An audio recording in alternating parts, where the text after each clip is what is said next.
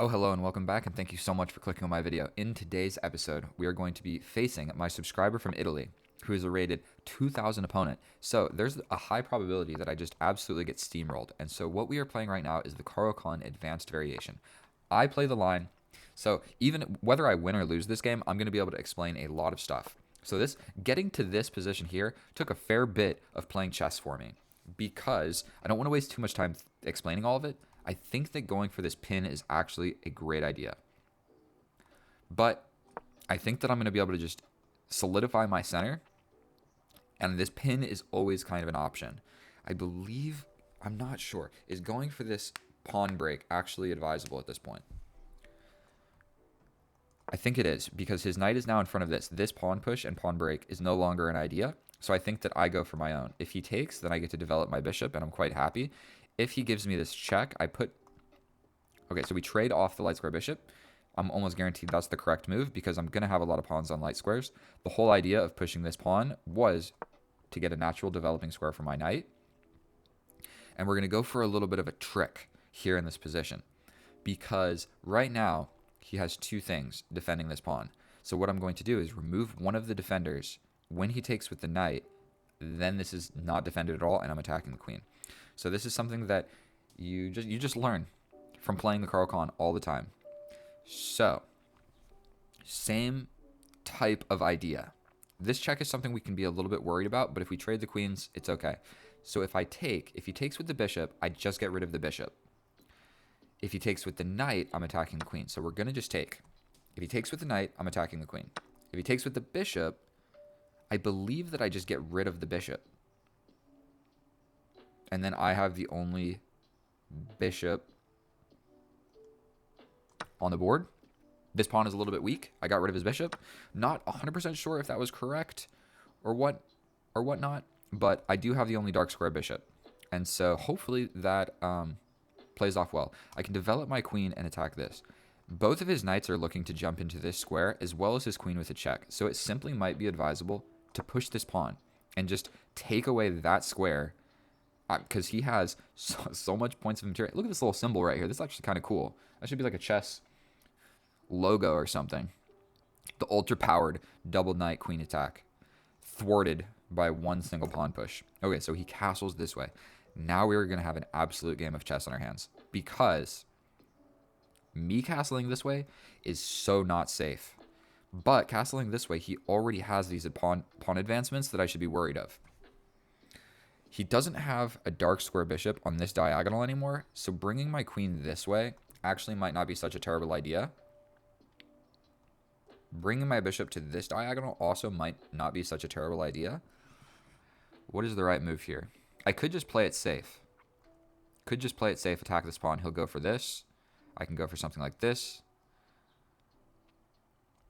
I think that is reasonable. Something that you do always struggle with in the Caro-Kann is getting this bishop developed and getting this knight developed, because sometimes the dark square bishop can simply take it and ruin your pawn structure, and that's no fun. And the only other way, because this pawn is always here in the advanced Caro-Kann, the only way is to jump in front of your bishop. And when you do that, it gets a little bit chaotic because you're blocking in one of your pieces. And I mean, you never want to do that to your piece. So what we're scared of in this position is generally these pawn pushes. And so, like I said, regardless, stick around. Whether I win or lose this game, he is a higher rated opponent. So we're going to go into the analysis. At some point, I will probably make a mistake. So he had to do that. But now I get to develop my piece. And this simple pawn push is so important that you need to know the opening line. So why you push it 2 squares instead of 1, it's very, very important that you understand that. It's not something that you can just like... You need to study the opening to understand why. And so I'm going to show you at the end of the video. Do I just attack this knight? The knight can jump here. Like if I go here, I'm kind of just immediately walking into this. I mean, then I can take and then this goes here. Then my knight jumps in. Don't really love the idea of trading off my dark square bishop. But like I said, I can't really go here. And even if my knight comes here, this square... This just seems like such a weak and silly move, going to the side of the board to go here, but I can't even go there directly when the knight is there. Should I just castle? That might be the safer move, to be straight up with you. Because like if he launches pawns at me, who's really winning that, bro? And if he pushes in, then I develop? I probably need to develop a piece. Castling or whatever, I think developing a piece. Activity overall. What do we do here? If he just jumps in, I mean, I attack him. This is undefended, but it seems better. Because I'm generally threatening to just do this. And he's 2 minutes ahead. 2 minutes ahead on the clock. Oh boy. Chess is so difficult. But now I can bring my knight. This pawn push, yes, it is scary. Because if he takes and I take back, his knight is looking there. So if we see this pawn push, if we take, then his knight just arrives here, which is just as scary. This knight sucks. Be cool if he could just automatically jump here. But this knight sucks. If he goes for this, okay.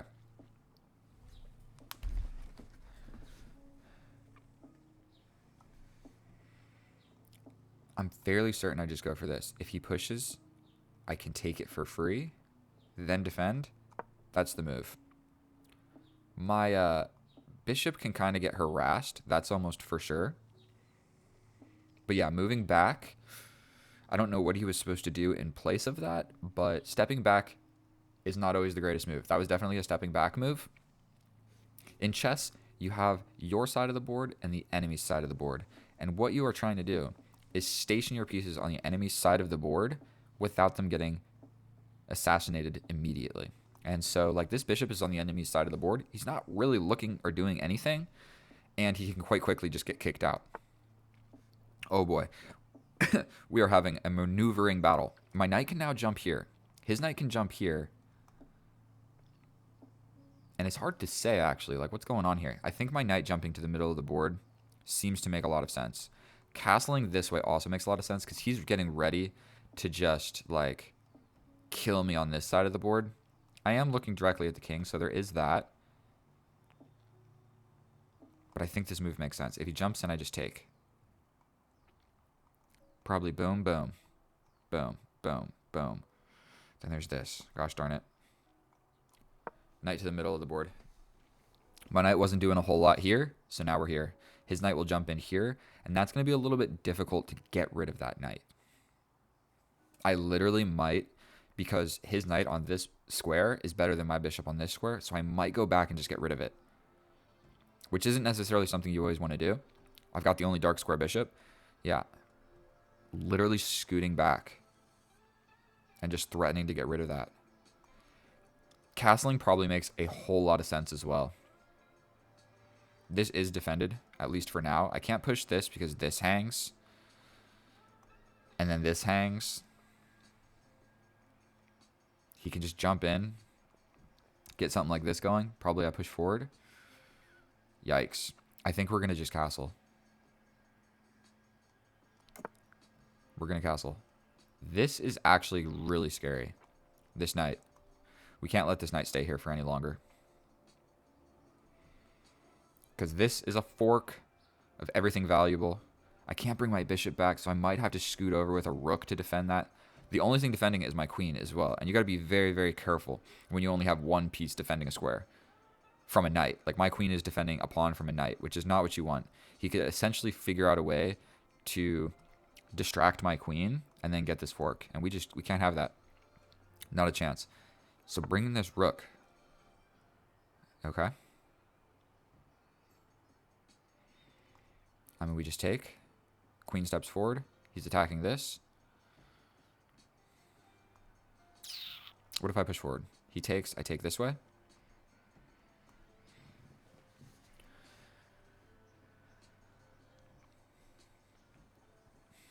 What's going on here? I don't think that I have anything of value. This is also being attacked. I think I scoot my rook over. Simply out of fear. If he takes, I take. Oh my god. I think that I gotta get rid of this guy. Then the queen steps forward. My bishop is attacked. I attack the queen. Queen pins this. That's what we're doing. I got 3 minutes and 50 seconds on the clock. I don't have time to be making all these nonsense moves. Okay, my bishop comes back here. Yes. We just go ahead and attack. There's this, but I have time to step over. And then if something like this happens, my queen is defended. My queen is defended.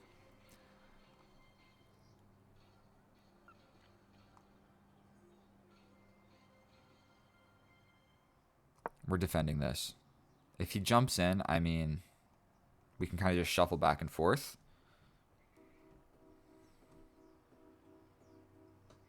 But now I can step back with my bishop.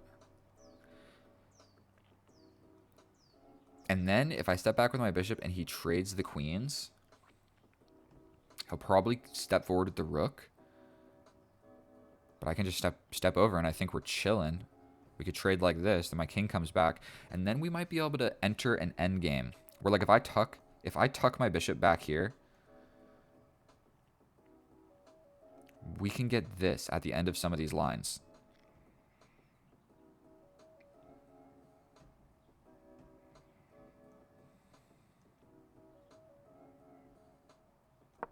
We step back. If he takes, I swear to God, I might take with the king. Because then I have this threat. I mean, the queens are hanging, so he's got to do something. He steps over. This is not going to work anymore.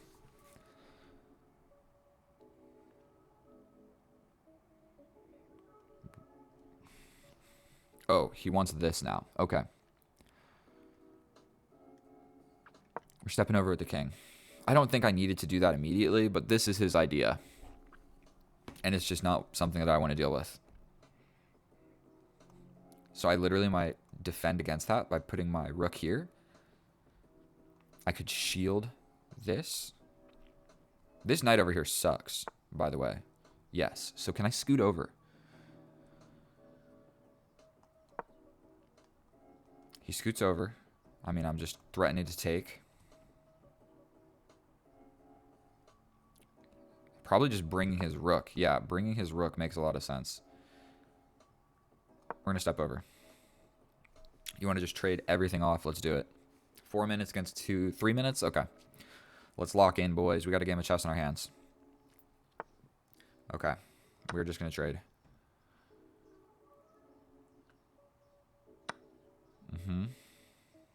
Attack the rook. Really, we want this fork, but I just don't think it's ever going to happen. Do I kick this knight out now? Take. That weakens this pawn. I could step over. Take. Let's just do it. The queen is still defending this. Now we have traded enough pieces that the fork is really not something that I even need to be worried about. And what I'm thinking is if we are able to trade, by golly, if we are able to trade all of the pieces, will this...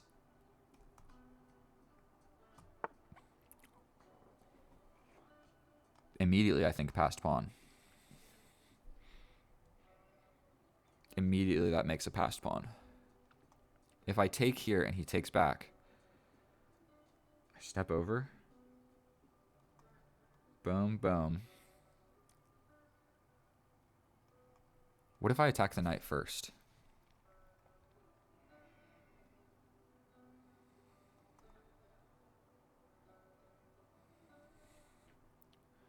I don't think this passed pawn is going to do anything. We need to just get this knight off of this square. And right now these pawns are defended.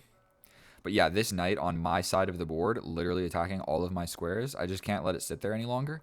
So he jumps back.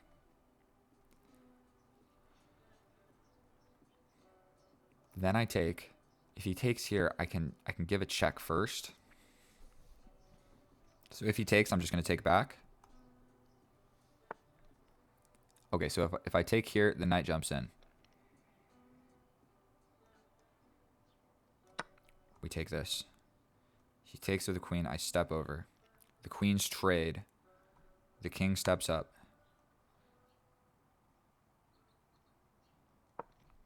This would be hanging, but we have pinned each other. He can also jump here.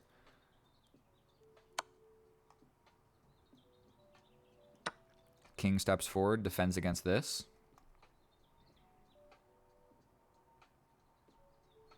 That's all I got going for me. But like I said, I kept the dark square bishop. Now it's dark. Yeah, he takes.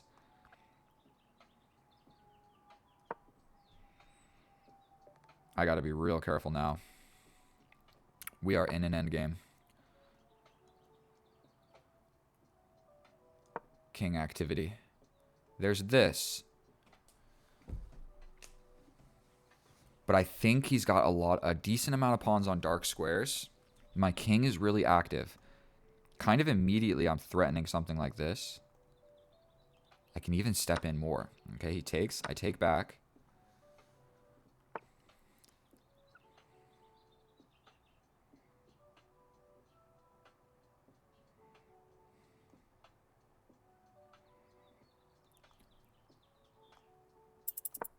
"59 seconds. Scary. I'm attacking this. He can step here.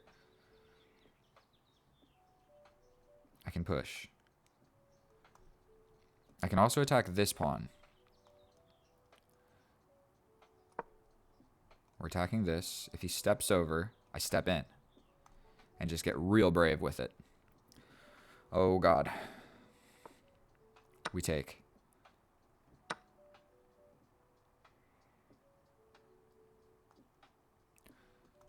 Here. Attack. We're attacking this pawn.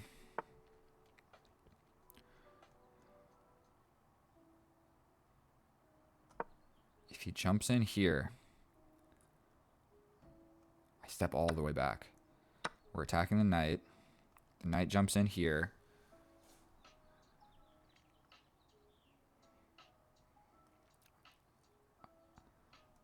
I think I step all the way back.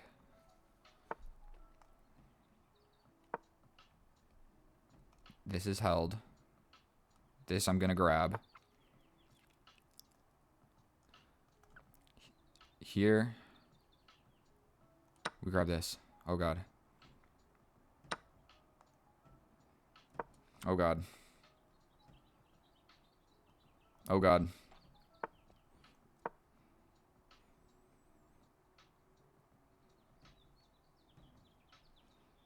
Once he gets in front of it, that becomes a problem for me.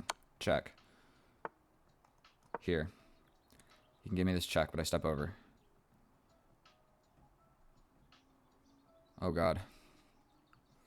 I'm so scared. What if he just pushes? I step over. Oh, my God. He can grab this. Yikes. He can grab me. I grab. He grabs this.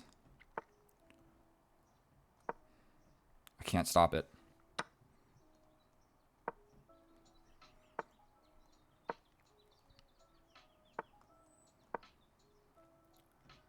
He can go here. And there's nothing I can do. Oh, that was so good. I messed that endgame up. 10,000%. He touches it. Ah. The truth is, actually, I feel like I'm kind of proud of myself there. That wasn't terrible. And I'm almost guaranteed, like, right here in this situation. He had 2 passed pawns. That was the problem. So this. He jumps in.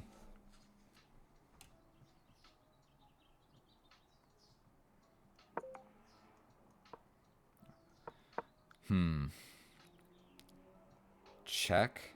Here. Take. Here. Take. That's what I needed to do. It was this. Sacrifice this pawn.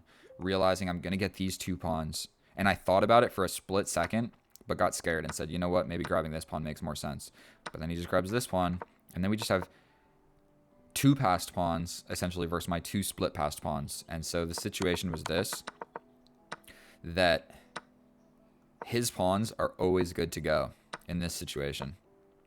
Like, no matter what I did, I can't actually ever capture this pawn. So, like, my pawns being split, he can just leave his pawns the way they are and just fully play with his king and do whatever and capture my pawns or get in front of my pawns or however you want to look at it. So, I almost am guaranteed. Where are we at? There's this move right here. Check. Take. Take. Take. Take. And what are you trying to do there? I'm just going to grab this. I have an extra passed pawn. Potentially, it's still a draw because all I have is a bishop and a pawn, so he could just sacrifice the knight for the pawn at some point. So I think that was the moment. We're going to check it with the computer and see how accurately I actually played. That was a pretty good game. I mean, I expected to lose, and so I didn't lose by that much. So I think it was a holdable draw. That's enough blabbering. Let's check with the computer and learn more about chess. And I'm going to explain the opening thing. All right, and here we are in the analysis, and we both definitely have some things to learn. There are some things that I can teach you, and then there are some things that I need to learn. And literally in that game, I was like, well, if we just trade all of the pieces and it's just my dark square bishop versus the knight, and there's pawns on the opposite sides of the board, I'll be winning.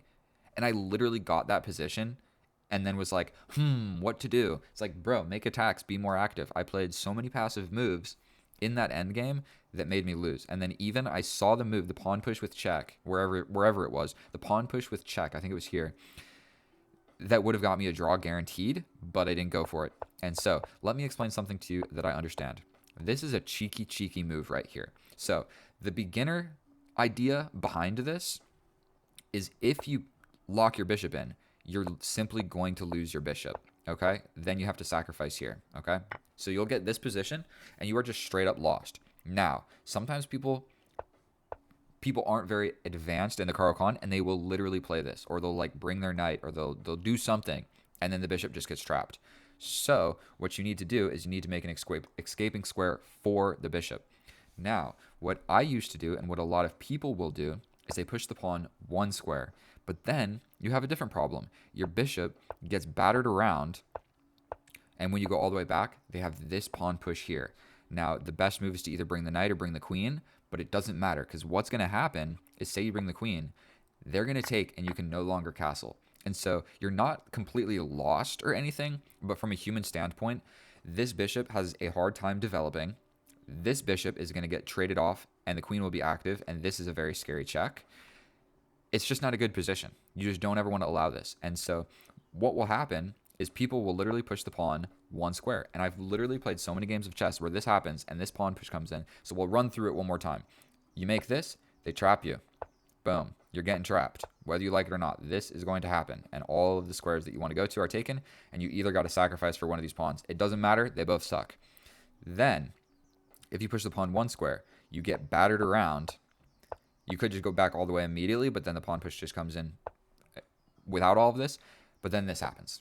Okay? So when you are playing the Caro-Kann, you see this move, you push the pawn two squares. So I guess there's a difference between knowing the moves and understanding the moves. So now you understand the moves instead of just knowing the moves. So sometimes you don't have to know. If you just know to play this, you don't have to learn all that other stuff. And it's trial and error, and you can kind of skip the error part. And so we have a game of chess on our hands. I mentioned that this pin makes a lot of sense. This knight did become a demon later on in the game, but it all worked out. So we go for this pawn push. We trade off the light square bishops. We bring the knight. He brings a bishop. I take, he takes, and I get rid of the dark square bishop. So now I have the only dark square bishop in the position. Now, like I mentioned, this square with the cool symbol, it's different. You see that? It's different on chess.com. It shows the knights like boom, boom, boom, boom. Or it shows like the L symbol. Okay, so we take away this square. Obviously, we don't want any of these pieces going there. Then we develop the queen. With tempo, we're attacking this pawn. He defends. We bring the bishop. Here would have been more active. He's slightly winning after this because he has the pawn break, but he doesn't see it because I was going to do this and ruin his pawn structure. So we get this situation. My knight's on a good square. His knight's on a good square. This is very scary because it's only defended by the queen, like I mentioned. We castle. I think it's a good move. Everything's completely equal. We trade off the knights, and now I'm kind of switching gears. And what I'm thinking is, obviously this is a scary fork, but what if we just like move things around a little bit, and that fork is no longer an idea. It's now defended twice, and it's basically this very well-placed knight versus my bishop. So we step back, kind of opening the idea of going into an endgame. That is literally what I'm thinking. Let's go into an endgame with your knight versus my bishop. Best move, I step over with the king. Oh, I didn't even go into the analytics. He played 91% accurate, 7 inaccuracies, 3 mistakes, and I had 2 blunders, 5 mistakes, 5 inaccuracies. Did I say that right? If I did, you can read it right there. 85% accurate.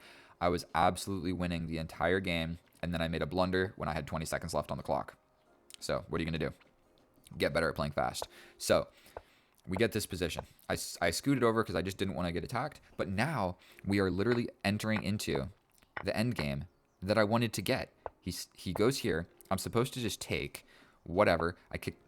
Never mind. Now it sees it's the best move. Best move. Knight steps out. We take this pawn. He takes here. And now we trade off the queens. There was no way to not do that because, like, yes, his pawn is hanging, but the queens are in between the kings. Everybody's pinned. So basically, you're taking me or I'm taking you. He could have stepped back and then I take, and then he gets active with the knight. Whatever. He takes. I take. He steps forward. I step forward. He pushes a pawn. I step. My king is in the middle of the board. Very happy king. He takes. I take. And I am completely winning. I am completely winning this endgame because you are always winning these types of endgames when you have a bishop versus a knight and there are pawns on both sides of the board. Like, his king is active. My king is more active.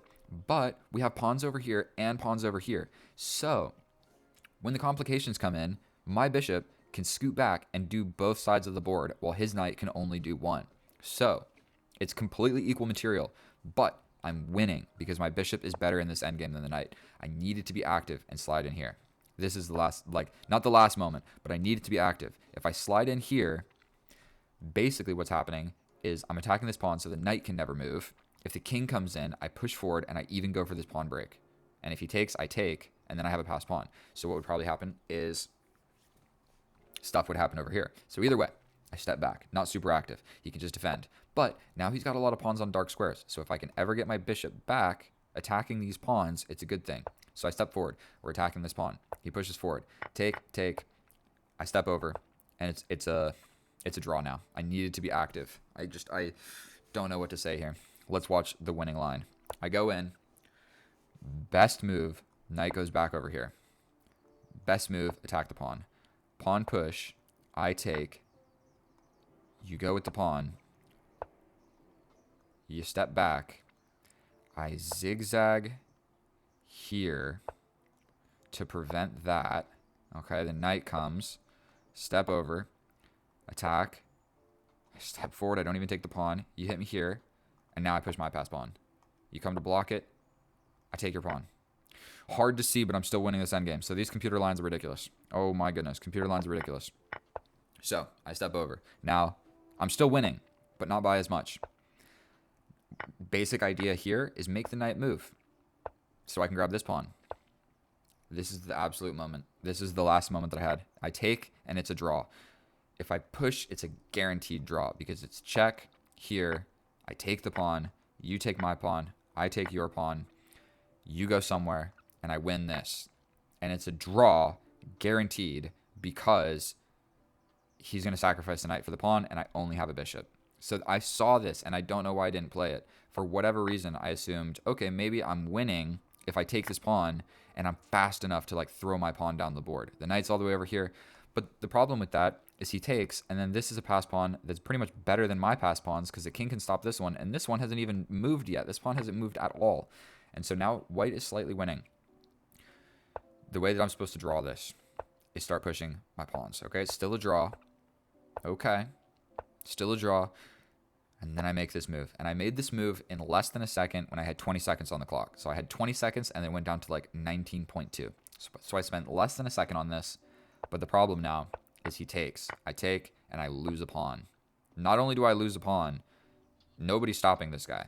And so he can take this for free. He pushes. I step over here. What am I trying to do? I know that I can't stop these guys. So he takes this. How is this a blunder? I'm losing no matter what I do. And so the situation here, I tried to explain this.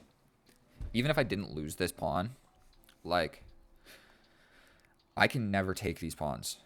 A pawn structure like this against a king always wins. Because, say I get my king here. Like, as long... I can't do anything. What am I trying to explain? If I put my king here, he doesn't have to move. And so, if I go anywhere, he can just leave him still. And so if I ever take this pawn will run. So once you get pawns like this against a king, you don't have to defend it, okay? You only need to get your king over to promote the pawn that's left behind, okay? And I'm just completely lost here. Just completely lost. There's no point in even playing this out. Completely lost. There's nothing I can do. And the main reason for that is his king is fast enough to just get on the same file as my pawn. And I have no piece to make the king ever move. So sometimes it can be a little bit tricky if like his king is here and my pawn is here and then he gets a queen and I push. he's still going to win because you just do the same thing. You just get your queen and you put your queen here. But you generally just want to block the promotion square of the pawn. And his king is doing that, and there's no way for me to make it move. It's quite sad. 20 seconds on the clock. And I saw the move. This is a guaranteed draw. I saw it, and I didn't play it. And other than that, I should have just been more active in this endgame. -2. -2. Needed to get active. You bring the bishop. You start attacking things. You literally just start attacking things. And I didn't. I stepped back. I made stepping back moves. Reposition in the middle of the board. And it's hard to even explain why this is losing.